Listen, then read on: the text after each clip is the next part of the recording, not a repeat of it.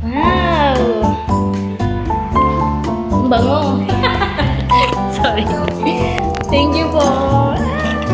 We're here.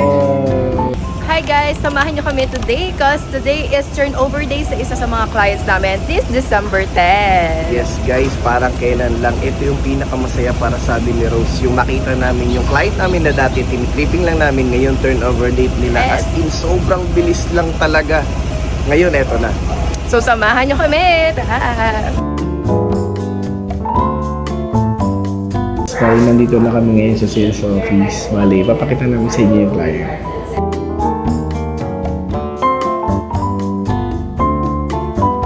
Let's go! Wow! Ang bango! Sorry. Thank you po! We're here!